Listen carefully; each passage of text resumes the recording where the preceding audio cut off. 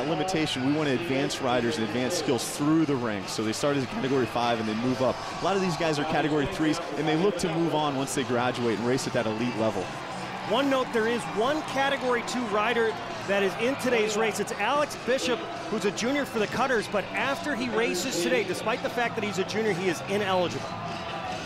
He cannot race next year. And it's because he didn't start at that Category 5 level. Alex has an exceptional career. I think he went and trained with the national team last year. He's just looking to go on and do great things in the cycling world, and I think he will.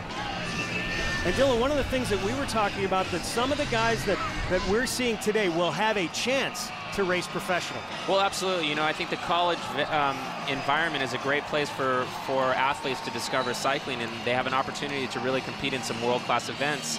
And after college, if they're good enough, they have the opportunity to go out and get a job as a professional cyclist. You know, and one of my teammates, Tyler Hamilton, also went to CU Boulder, and I went to UC Santa Barbara. So there is that opportunity. But as we also talked about, you are to some extent an anomaly.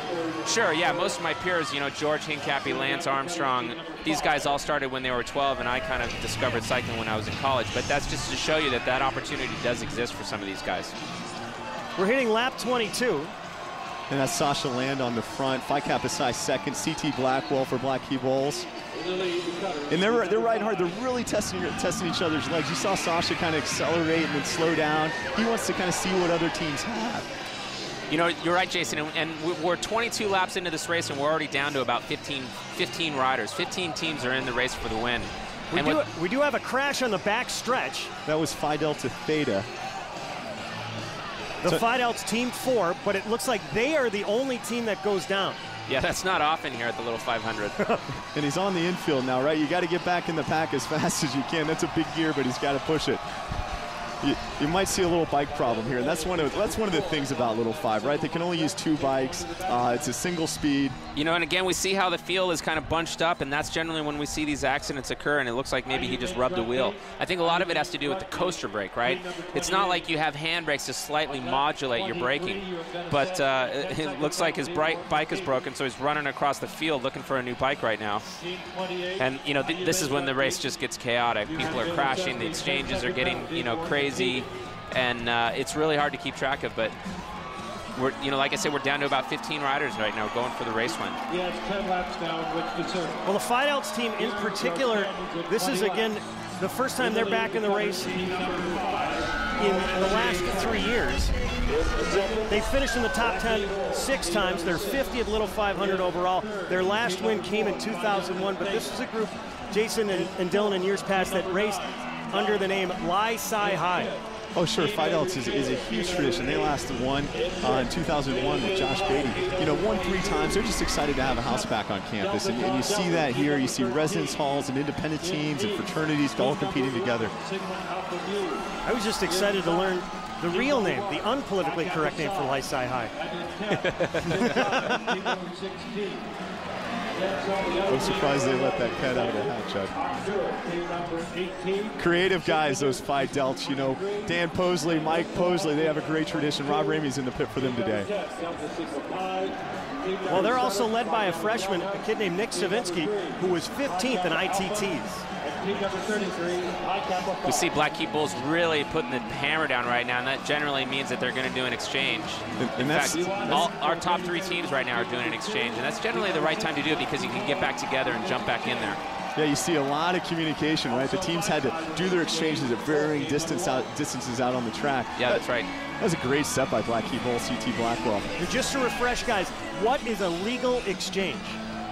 Illegal exchanges within your pit or the neighboring pit. I believe you have about 16 feet. You have 2 pit lengths to do it within. And you'll see 2 types of exchanges. There'll be the bike-to-bike exchange where the riders actually change bikes, perhaps because of varying seat heights. There's also the riding exchange, and that's the rider exchange, and that's the exciting one because one rider comes in with full momentum, the other one takes off and picks it up. Well, you know, another rider, it looked like he was trying to come in for an exchange and got overlapped. But in the two riders we've seen down, fortunate that some of the other riders weren't involved. It's really amazing, you know, after some of the crashes that we saw yesterday, there are these chain reaction, gigantic pileups of bikes and people. You know, I think also there was some discussion last night about whether or not the track was wet enough, if it was too dry and it was too slippery, and I know that they were out here this morning with the water truck. We're seeing Dodds come in due for an exchange here. One of the interesting things right now, Ali Camara on the bike for Major Taylor, he has not come out yet. He's 28 laps in, and he's just run a tremendous set. And he's hopping wheel to wheel back there. See another crash, another chain reaction crash. That was a big one, actually. Was that Dodds' house?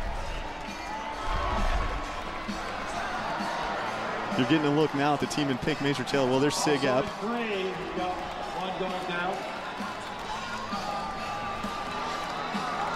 Well, here we go. The Dodds House rider, it's difficult to tell. Yeah, it's hard to see. But but look, Dodds was doing an exchange and had to ride up around the outside on the rail right there. It's a good move for him not to crash.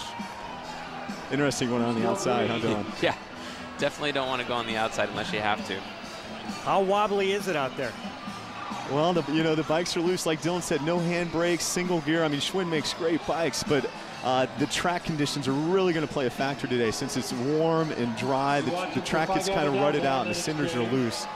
Just one of the unique, wonderful things about this race is that it's on a cinder track, and it's been going on for 57 years. There's Black Key Bowls. Great exchange. You know, he was put right back in on the tail end of the field there, so he doesn't have to burn up a lot of matches trying to get back in. But, you know, the race is completely blown apart right now. I mean, we look like we have about 10 teams in the lead lap, and Black Key Bulls is doing an attack right now, looks like. They just did an exchange. Black Key Bulls doing a burn. Black Key Bulls in second. We're about 30 laps into the 57th running of the men's Little 500. Still plenty to go on a spectacular day from Bloomington, Indiana. Stay with us here on HDNet.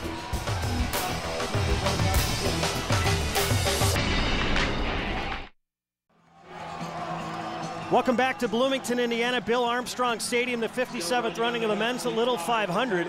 And right now, Cutters and Black Key Bulls for the moment have a gap, a decent-sized gap ahead of the rest of the peloton that is still riding here in the race. But there is plenty to go. There are 33 teams in today's race, and one of the fan favorites today will be Team Sofa from the School of Fine Arts. And some of these guys met in sculpture class, and that's where we caught up with them.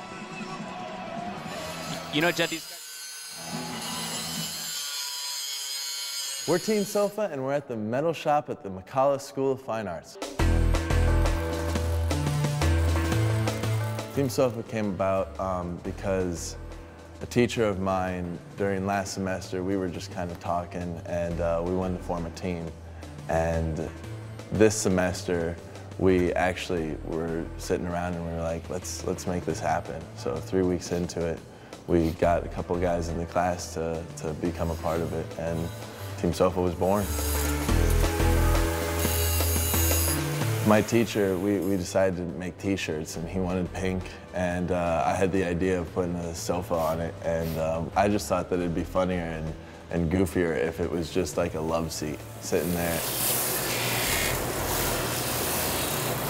SOFA stands for School of Fine Arts, and a lot of people thought that we were lazy, a bunch of guys who just formed a team, but it's really an art school kind of thing. Part of the reason we started to sell shirts is to get some money and some funds together to maybe put together another team next year. The shirt sales have been crazy. Like, everybody wants this, and I don't know, who doesn't like the underdog? 56th annual Men's Little 500 is underway from the campus of IU. I really think it's cool to have a team for the School of Fine Arts, because as a spectator the last couple of years, I've just kind of rooted for, you know, independent teams because I wasn't part of a fraternity. And I think that it's a way that a lot of people within the School of Fine Arts who do bike too have somebody to root for, and it's really nice to be a part of something that, you know, you threw together. Right before qualifications, Danny, the most quiet of us, freaked out on everybody and just started screaming so loud that we didn't know what to do but scream right back. And so we took that on the qualifications and we put it up on the board and got 27th when we were thinking maybe 30. We have our first wreck. Many erasers are down. Now that we're in it, it's great. It's really exciting, but at the same time, it's nerve-wracking that we got to go through this 2-hour race and not break ourselves. This time, it's really cool to be able to say the senior year, I mean, we got a team together and we're part of the Little 500. I mean, it's such a huge deal here at this school, and to be able to say that is a really cool thing. I want to tell my kids, your old man started this team, and come back and see that they're actually competitors in, 10 years or 20 years, and see that they've won it or placed in the top 5. That would be the most amazing thing I could ever think of.